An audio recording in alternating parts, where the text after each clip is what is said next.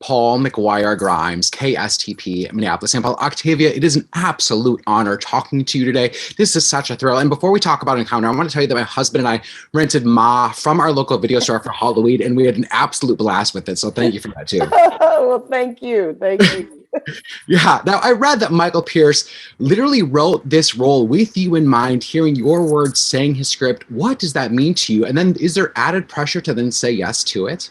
No, there is no added pressure. I listen. The fact that Michael wrote it with me in mind is it's flattering. I mean, we all want to be someone's muse, and I just think he's such an amazing writer director, and the fact that he wrote this beautifully executed psychological thriller with elements of sci-fi and drama at the center. I was on the edge of my seat. And so I was glad that I liked my character. It's always good when you like something that somebody wrote for you. Exactly. Now, part of this film is just this road trip between a father and his two sons. I'm curious, did you ever go on any road trips with your family? Were there favorite memories or places that you went to? Oh, absolutely. We took road trips. But it's funny now that I think about how we used to travel. I was born in the 70s. So when I was young, people used CB radios and when the big trucks would drive by, you'd do this and they would blow the horns. I mean, those are the things that I like to remember on road trips. Oh my God. Now, it's been 10 years since The Help, and you've worked with so many incredible filmmakers and made so many just impactful films. Has there been any more meaningful encounters that you've had, conversations that you've had since then based on the work that you've done that has just really stood out to you? If it has, I actually haven't thought about it. I mean, I've had meaningful conversations, not necessarily about my work, because all of us walking around talking about ourselves. We're actors. But I love talking to people about their work. I love hearing about, what makes them tick. And I think that's what's exciting about what I get to do, because I do get to meet a lot of people who are artistic, and you just want to work with everybody who, you vibe with. So I'm now curious, what makes you tick? What are the movies or the TV shows or the music that you're listening to that just inspires you and makes you want to wake up and go to work every day? Oh, I like all types of things, but the things that are my day to day are just very procedural. I'm a true crime, but most type A women are, though. That's why you have all of these.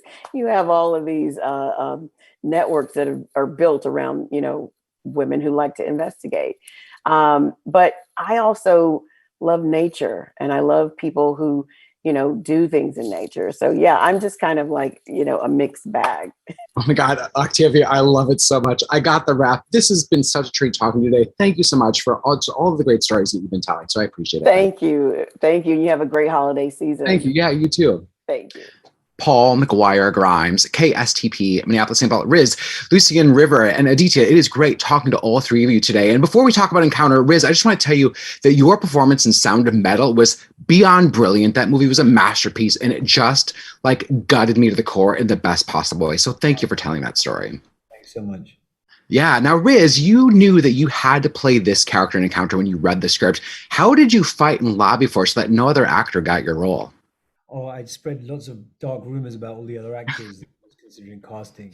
I just said they're not nice to work with, that kind of stuff. Set up fake Twitter accounts, spread rumors. Yeah, the usual. Yeah.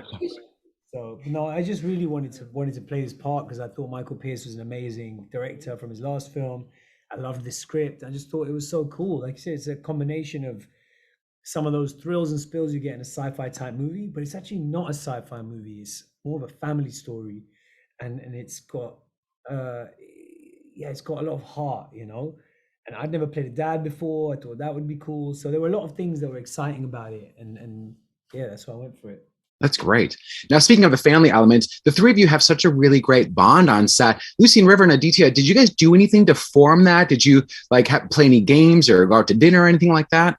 Yeah, that's a really good We question. did have thumb wars. We did have thumb wars. Yeah, we he did get a was- chance to sort of he hang would out a win little bit. lot. Yeah, he wins at thumb wars, but okay, you didn't cheat that time, but you normally cheat badly. What about Beyblades, guys? Did you guys play a lot of Beyblades as well? Yeah, Michael gave us an opportunity to sort of hang out during rehearsals, and we got a chance to swim a little bit. Riz even kind of helped me to swim a little bit better Tattoo as battles. well. We had tattoo battles, and me and Aditya taught Riz how to play Beyblades, and that was really fun. And do you still remember that? I'm not good at it, and I never was. I'm sure but you I are. remember No, you're that. good. Yes, thank you. I don't even know what that is. What is Beyblades? Oh, so Beyblades I are like these spinning tops. It's a whole other world. Whole other dimension. I love it. You guys are so cute. Now, Riz, did you talk to any Marines to talk about PTSD and their time serving? I did, yeah, absolutely. And we had a fantastic military consultant, Jericho Denman, who was a U.S. Special Forces Ranger. So spoke to him, went through a lot of military training, and alongside that, just really spoke to a lot of people who've been through that experience, how confusing, alienating, bruising it can be, to go away and fight for a war, not realize actually what it was for, come back and question it, feel like an outsider and feel like you're forgotten. So I think it's a journey that a lot of people are aware of, the veterans journey, but I don't think they've ever quite seen it like this. You haven't seen a family that looks like this go through that. We haven't had that story told in this kind of movie. It keeps you really guessing till the end. Right. Now, it certainly goes in a different direction than it starts, for sure. Now, I love the road trip element with the father and his two sons on the road. And I'm curious, did you two, do you guys go on road trips with your family? And are there any favorite locations and things that you've seen along the way? Yeah, absolutely. Thank you for your question. I do really love road trips, and it was nice because we sort of got an opportunity to not only take a road trip in the movie, but also with our families. And it was really fun because my dad actually was able to take a trip down memory lane and show me where he grew up in Artesia and show me his high school and his elementary school. So that was a really fun experience, and I sort of used that as well in the movie as well with Riz. But I do really love taking road trips as well and going camping. I live in Canada, so I'd go sometimes to Banff and to Canmore a little bit and just hang out there and camp a little bit. So I do like road trips. What about you, Aditya? Yeah, actually, after the film was shot, my family actually went to Utah. So we went to Monument Valley, Zion, Bryce, Wow, Grand Canyon. that's awesome. My God, that's amazing. Yeah. Wait, was your road trip with your real family better than your road trip with us? Good question. Why are you having to think about this? Because when we were, I thought we were the number one road trip in your life. no, because when we did our YouTube road trip, Yeah. we got like rooms inside the park. So it was better. So you had more fun with them than with they're us. even. I feel so upset. Oh my goodness. Oh, man. That's great. I got the wrap. This has been a lot of fun. Thank you so much, all three of you. I appreciate the time today, and I hope people enjoy Encounter. It was really nice to meet you. Myself. Thank you Thank so you. much. Thank you. KSTP, Minneapolis, St. Paul. Michael, it was really great talking today.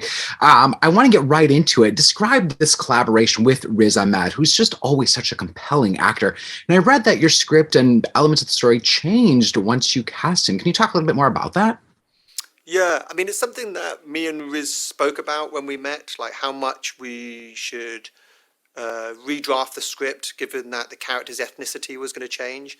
Our initial instincts was that we didn't need to change anything, and it was when we were kind of in prep and we would do these sessions where we would read through the script quite in a very meticulous way, really go beat by beat, and it just became apparent to us that the character didn't need a sort of a dramatic rewrite, but we wanted to incorporate the character's ethnicity into the film, and we thought it could play.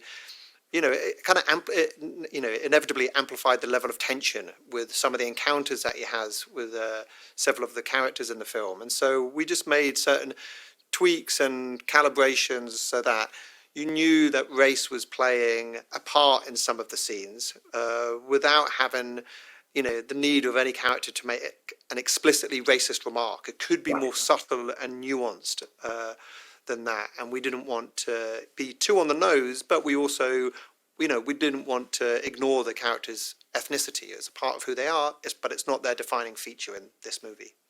Yeah, I love hearing the nuance there and the subtle changes that you made. Now, part of this film is just a road trip between a father and his two sons. I'm curious, did you go on any road trips as a kid? Like, do you have any favorite memories or locations or things that you saw? Yes, I did. Me and my brother and my dad went on many road trips. I grew up in the UK, so we were doing it around Europe, in France and Italy. And I mean, I kind of mined a lot from that experience when I was working on the script, because there's a lot of friction in the car. You put, two kids and a single father alone in a vehicle for many hours. There's a lot of arguments. There's a lot of laughter. There's a lot of learning and coming together and falling apart. And so I just cast my mind back to those experiences and tried to imbue the script with some of that. Some of the lines are kind of verbatim, the things that we've said to each other. Right.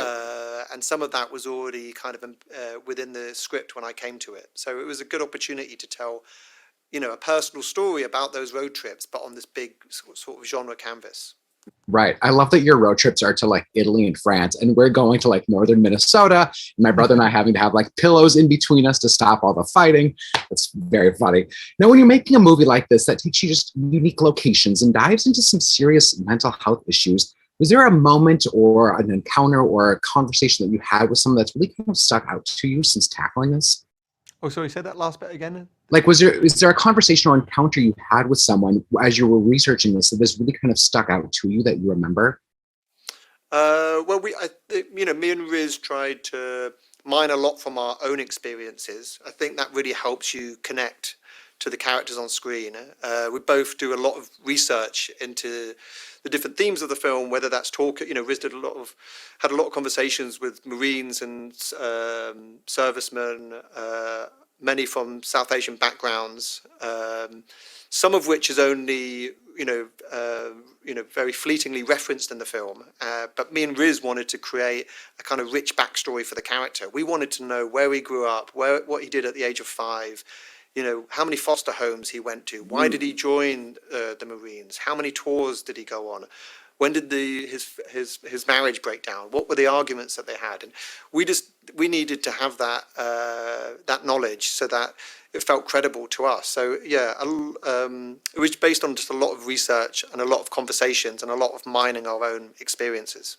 Yeah, that's great to hear. Oh my God. Now, you play with a lot of different kind of genres in this, from like sci-fi to the road. Like, were there any movies or TV shows that you drew from to kind of balance that tone and look? I think I'm really often drawn to films where you can't quite pigeonhole them into a really defined genre. Whether that's something like Mulholland Drive or Parasite or The Lobster. I think I end up returning to those movies a lot because they kind of shapeshift in terms of what genre they are. That there's something that's hard to define, and so I just wanted to embrace that kind of hybrid genre identity. And the thing that we tried to do to make it all feel like a consistent tone was I tried to stay true to the characters. I didn't want it to be a pastiche of different genres. I wanted every creative choice, whether that's the music or sound design or even the locations we were choosing, to be reflected of the sort of psychological and emotional state of those characters. And I felt as long as we did that, then you're going to stay on the journey with, in the movie, and you're going to continue to connect with them. Yeah, I got the right, Michael. I hope people connect with this movie. And thank you so much for the time today. I appreciate it. Great. Thanks a lot. Thank you. Thank you.